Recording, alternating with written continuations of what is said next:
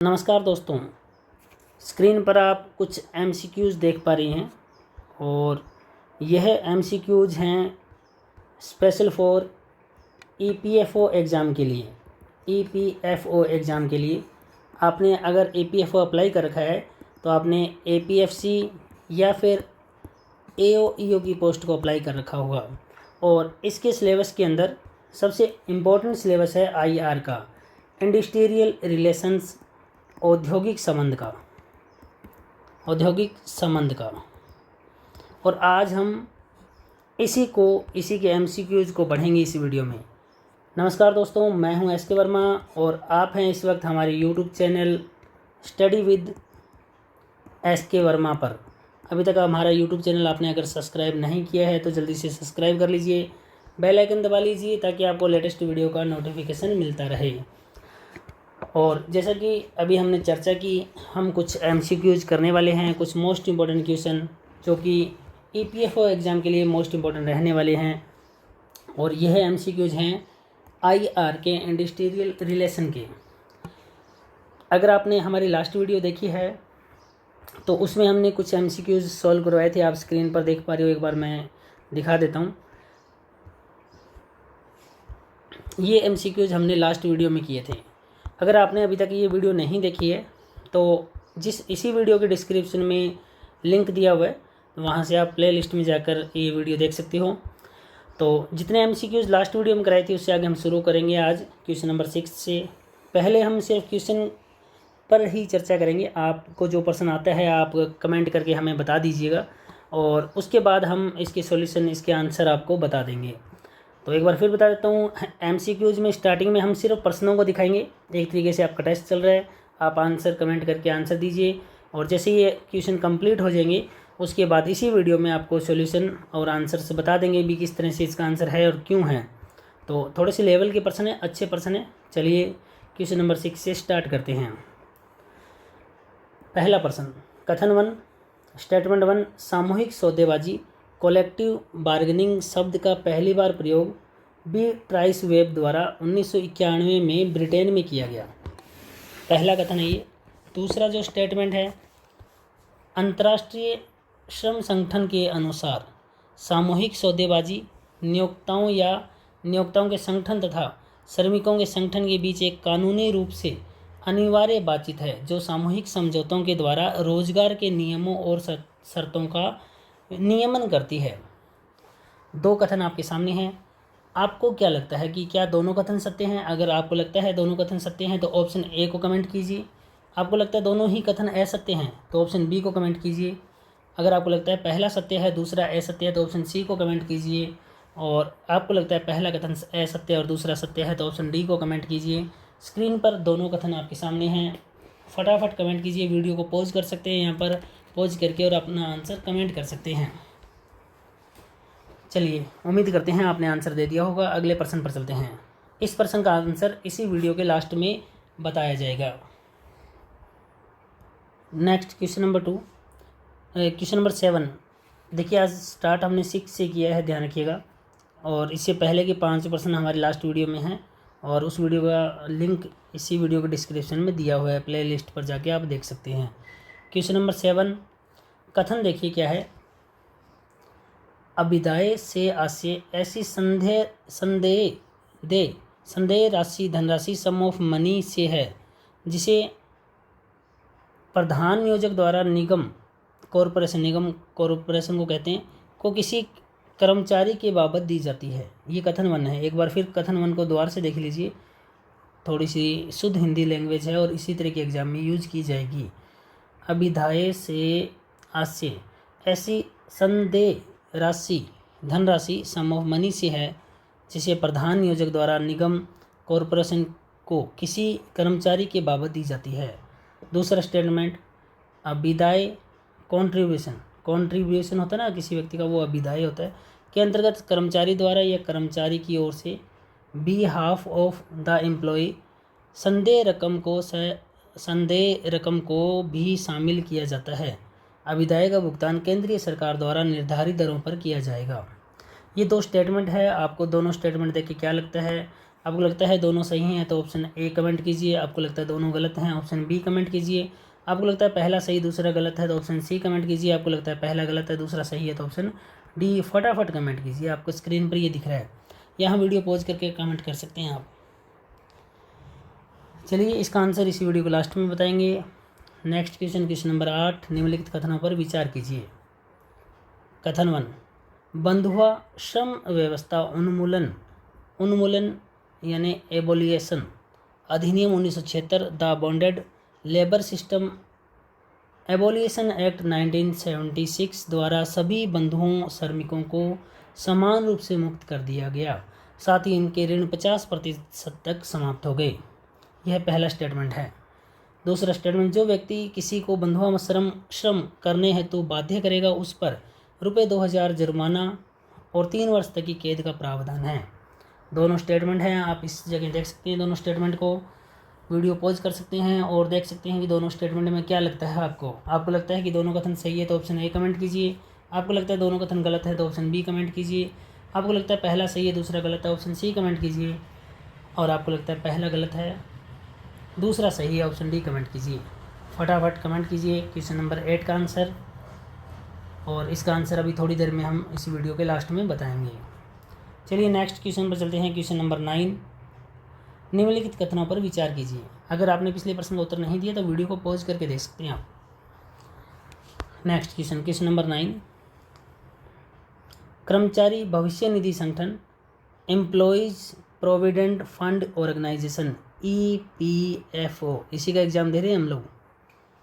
Employees provident fund organisation यह लाभार्थियों की संख्या तथा वित्तीय लेनदेन की मात्रा के मामले में विश्व के सबसे बड़े सामाजिक सुरक्षा संगठनों में से एक है। दूसरा कथन है, 15 नवंबर 1961 को कर्मचारी भविष्य निधि अध्यादेश की घोषणा के साथ कर्मचारी भविष्य निधि अस्तित्व में आया। इसे कर्मचारी भविष्य निधि अधिनियम 1962 द्वारा बदल दिया गया। इस अधिनियम को अब कर्मचारी भविष्य निधि और विविध प्रावधान अधिनियम 1962 के रूप में जाना जाता है, जो पूरे भारत में लागू होता है। स्क्रीन पर आप 2 स्टेटमेंट देख पा रहे हो, आपको जो अच्छा लग रहा है स्टेटमेंट उसके हिसाब से आप कमेंट कीजिए। आपको लगता है कि दोनों ही स्टेटमेंट सही हैं, आप स्टेटमेंट दोबारा पढ़ना चाहते हो वीडियो को पॉज करके पढ़ लीजिए। आपको लगता है कि दोनों कथन सत्य है तो ऑप्शन ए कमेंट कीजिए, आपको लगता है दोनों कथन असत्य है तो ऑप्शन बी कमेंट कीजिए, आपको लगता है पहला सही है दूसरा गलत है तो ऑप्शन सी कमेंट कीजिए, आपको लगता है पहला गलत है दूसरा सही है ऑप्शन डी कमेंट कीजिए। एक तरीके से आपका एग्ज़ाम पेपर हो रहा है, आपकी जांच की जा रही है कि आपकी तैयारी किस तरह से है, आप खुद आकलन कर पा रहे हैं। थोड़ी देर में इसका उत्तर भी हम बता देंगे। चलिए क्वेश्चन नंबर 10 पर आते हैं। क्वेश्चन नंबर 10, निम्नलिखित कारखाना अधिनियम 1948 द फैक्ट्रीज एक्ट 1948 के उद्देश्य से संबंधित कथनों पर विचार कीजिए। ये शब्द हाईलाइट कीजिएगा, उद्देश्य दिए हुए हैं। फर्स्ट उद्देश्य दिया हुआ है कारखानों में, किसका उद्देश्य है ये? कारखाना अधिनियम 1948 के कारखानों में श्रम को विनियमित करने वाली विधि का समेकन और संशोधन करना, श्रमिकों को उचित स्वास्थ्य सुरक्षा कल्याण उचित कार्य समय तथा अन्य लाभ सुनिश्चित करना। क्या ये दोनों उद्देश्य सही हैं? तो आपको लगता है दोनों सही हैं तो ए ऑप्शन कमेंट करो, आपको लगता है दोनों असत्य हैं तो बी ऑप्शन कमेंट करें, आपको लगता है पहला सही दूसरा गलत सी कमेंट करें, आपको लगता है पहला गलत है दूसरा सही है तो डी कमेंट कीजिए। ये 10 प्रश्न थे जो हमने आपसे पूछे हैं। चलिए अब स्टार्ट करते हैं इनके सॉल्यूशन, इनके आंसर्स, जांच करते हैं कि आपके कितने परसेंट सही हो रहे हैं।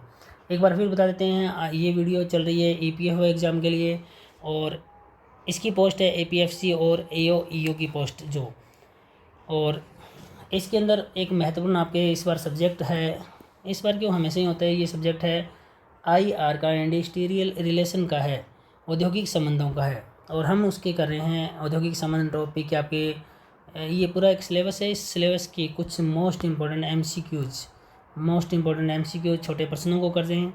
चलिए पहले प्रश्न 6th प्रश्न का सोल्यूशन देखते हैं। क्वेश्चन नंबर 6 का सोल्यूशन आपको लग रहा होगा 105% कहाँ है, तो 105% लास्ट वीडियो में है। अगर आपने अभी तक नहीं देखा है तो उस वीडियो को देख लीजिएगा। पहला स्टेटमेंट था, सामूहिक सौदेबाजी कलेक्टिव बार्गेनिंग शब्द का पहली बार प्रयोग बी ट्राइस वेब द्वारा 1991 में ब्रिटेन में किया गया। तो यहाँ देखिए ये सही है कि सामूहिक सौदेबाजी का पहली बार प्रयोग बी ट्राइस वेब द्वारा किया गया, ये बिल्कुल सही है। और ब्रिटेन में किया गया, यह भी सही है, लेकिन गलत है ये। 1991 में नहीं किया, 1991 किसी के 1891 में किया गया, 1891 में, यानी पूरे 100 साल का डिफरेंस डाल दिया। तो कथन 1 गलत है। बाकी पूरी लाइन सही है, लेकिन एक सन गलत होने के कारण ये पूरा स्टेटमेंट क्या हो गया, गलत हो गया। आगे देखिए, आगे हमें दिया हुआ है अंतर्राष्ट्रीय श्रम संगठन ILO के अनुसार सामूहिक सौदेबाजी नियोक्ताओं या नियोक्ताओं के संगठन तथा श्रमिकों के संगठन के बीच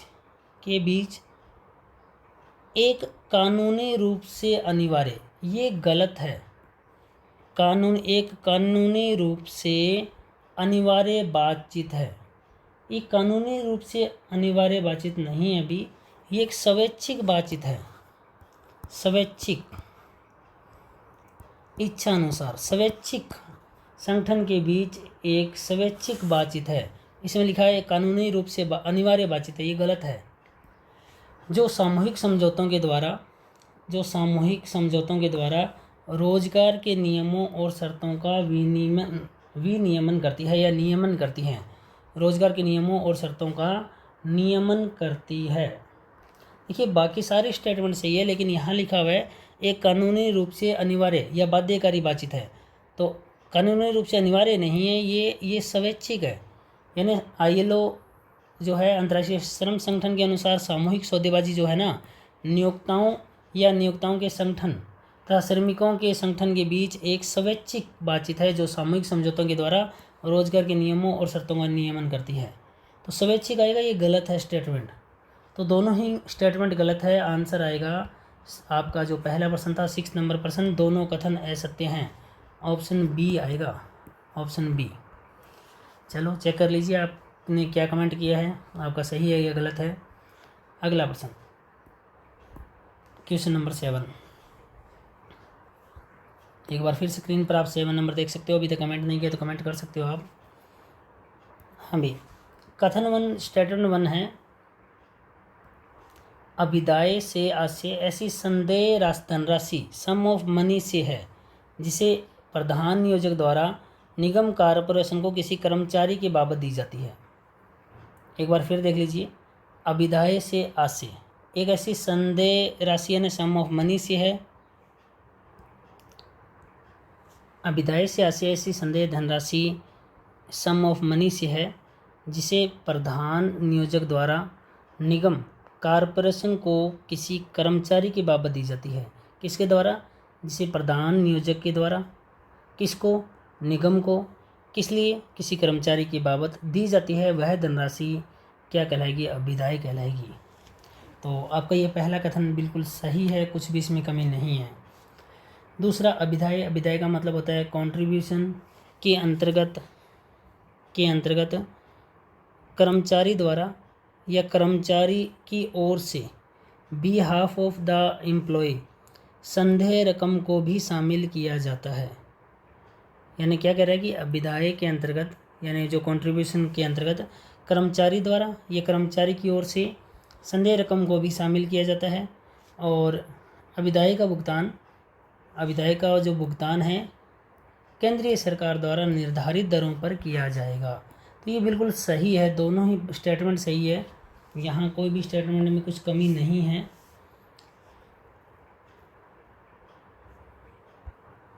तो दोनों स्टेटमेंट सही है, तो ऑप्शन नंबर आपका आ जाएगा ए, ऑप्शन ए। चलिए देख लीजिए, कमेंट कीजिए कि आपने क्या किया था, आपका सही है या गलत है। Option A. चलिए अगले क्वेश्चन पर चलते हैं, क्वेश्चन नंबर 8 पर। क्वेश्चन नंबर 8 बंधुआ श्रम व्यवस्था अधिनियम पर आधारित है। तो देखिए इसमें क्या कुछ है, कथन 1 स्टेटमेंट 1 है, बंधुआ श्रम व्यवस्था उन्मूलन अधिनियम एवोल्यूशन उन्मूलन अधिनियम 1976, the bonded labour system abolition act 1976 1976 द्वारा सभी बंधुआ श्रमिकों को समान रूप से मुक्त कर दिया है। देखिए ये जो एक्ट आया था 1976 बंधुआ श्रम व्यवस्था उन्मूलन अधिनियम आया था। इस अधिनियम के द्वारा उन्मूलन कर दिया था, एबोलिएशन कर दिया था, मुक्त कर दिया था किन्हें, सभी बंधुआ श्रमिकों को। बिल्कुल सही है यहाँ तक। साथ ही इनके ऋण 50% तक समाप्त हो गए। देखिए यहाँ ये गलत दिया हुआ है, इनके जो ऋण है ना ये ऋण कंप्लीट समाप्त कर दिए थे, क्योंकि जब उनको उन्मूलन ही कर दिया था कि आप बंधुआ श्रमिक नहीं हो, अब तो श्रमिक नहीं है तो इनको कोई भी ऋण पे नहीं करना था। 50% नहीं, पूरा 100%। तो ये लाइन लिखने की ज़रूरत ही नहीं थी। इसके साथ ही इनके ऋण समाप्त हो गए थे, सारे के सारे मतलब ऋण है ना इनके ऋण, वो इन ऋणों से मुक्त हो गए थे, ऋण समाप्त हो गए थे। तो ये 50% वाली बात गलत लिख दी, बाकी लाइन सारी सही थी, लेकिन ये 50% लिखती ही स्टेटमेंट क्या हो गया, रॉन्ग हो गया। चलिए अब देखिए, जो व्यक्ति किसी को बंधुआ श्रम करने हेतु बाध्य करेगा, ऐसा कुछ करवाने के लिए बाध्य करेगा, उस पर रुपये 2000 जुर्माना और 3 वर्ष तक की कैद का प्रावधान है। ये बिल्कुल स्टेटमेंट सही है। आपको 2000 रुपये का जुर्माना लगेगा अगर आप किसी से बंधुआ मजदूरी करवा रहे हो, और आपको 3 साल तक की सज़ा भी मिल सकती है। तो लोगों को डर रहेगा ना, वो बंधुआ मजदूरी नहीं करवाएंगे। कथन 2 है ये बिल्कुल सही है। पहला कथन गलत है, दूसरा सही है। ऑप्शन नंबर डी आएगा भी, ऑप्शन डी आएगा। ऑप्शन डी, पहला असत्य है, दूसरा सत्य है। पहला गलत, दूसरा सही। समझ में आ गया भी। Question number 8। चलिए क्वेश्चन नंबर 9 पर आते हैं। क्वेश्चन नंबर 9 तो फेवरेट होना चाहिए आपका। क्वेश्चन नंबर 9, क्योंकि क्वेश्चन नंबर 9 का संबंध तो सीधा एक तरीके से आपके एग्ज़ाम से है, क्योंकि कर्मचारी भविष्य निधि संगठन EPFO का एग्ज़ाम चल रहा है। तो देखिए क्या कुछ है। तो पहला स्टेटमेंट देखते हैं, पहला कथन देखते हैं। कर्मचारी भविष्य निधि संगठन एम्प्लॉयज़ प्रोविडेंट फंड ऑर्गेनाइजेशन। ई का मतलब एम्प्लॉयज़, पी का मतलब प्रोविडेंट, एफ का मतलब फंड, ओ का मतलब ऑर्गेनाइजेशन। EPFO जिसका हम एग्ज़ाम दे रहे हैं, जिसकी अब तैयारी फ़िलहाल चल रही है एग्ज़ाम की, EPFO, यह EPFO संगठन जो है यह लाभार्थियों की संख्या तथा वित्तीय लेनदेन की मात्रा के मामले में, विश्व के सबसे बड़े सामाजिक सुरक्षा संगठनों में से एक है। तो ये बिल्कुल सही स्टेटमेंट है, कथन 1 सही है। सेकंड स्टेटमेंट देखते हैं। सेकंड स्टेटमेंट क्या दिया हुआ है। 15 नवंबर 1961 को कर्मचारी भविष्य निधि अध्यादेश की घोषणा के साथ कर्मचारी भविष्य निधि अस्तित्व में आया। इसे कर्मचारी भविष्य निधि अधिनियम 1962 द्वारा बदल दिया गया। इस अधिनियम को अब कर्मचारी भविष्य निधि विविध प्रावधान अधिनियम 1962 के रूप में जाना जाता है, जो पूरे भारत में लागू होता है। देखिए स्टेटमेंट में गलती दी हुई है, और वो गलती क्या दी है, ये जो लिखा हुआ ना 15 नवंबर 1961 1961, यहाँ पर 1951 आएगा। 1951, तो 1951 को कर्मचारी भविष्य निधि अध्यादेश की घोषणा के साथ कर्मचारी भविष्य निधि अस्तित्व में आया। ठीक है यहाँ तक। इसे कर्मचारी भविष्य निधि अधिनियम 1962 नहीं होगा, 1952 होगा।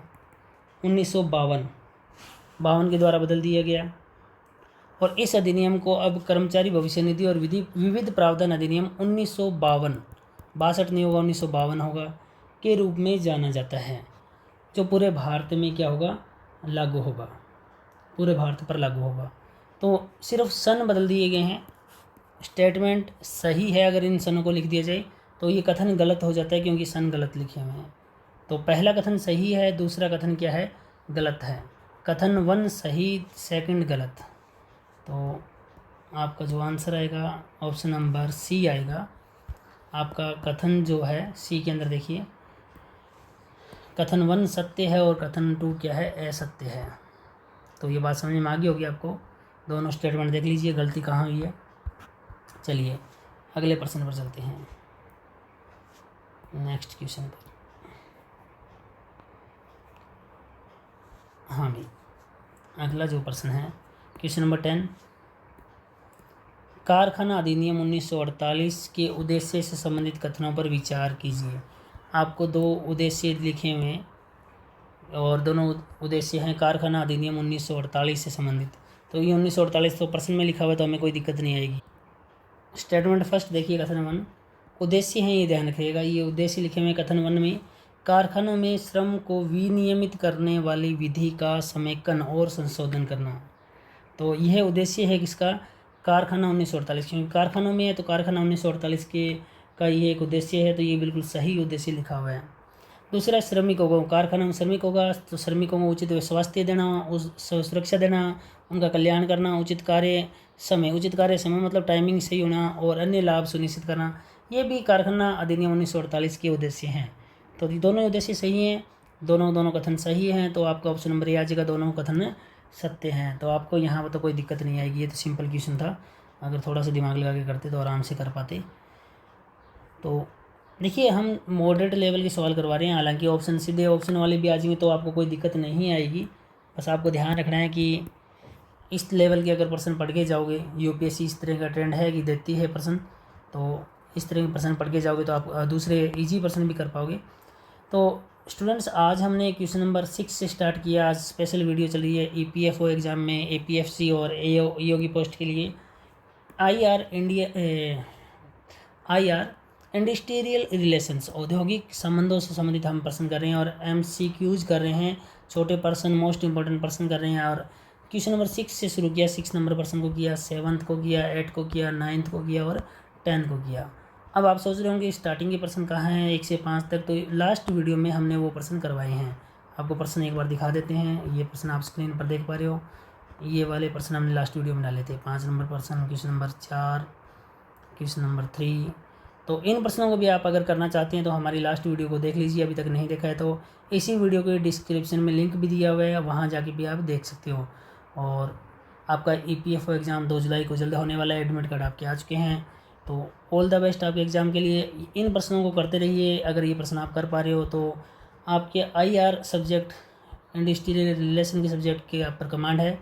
तो आज की इस वीडियो में इतना ही, नेक्स्ट एक अन्य वीडियो में फिर मुलाकात होगी, तब तक के लिए बाय, टेक केयर।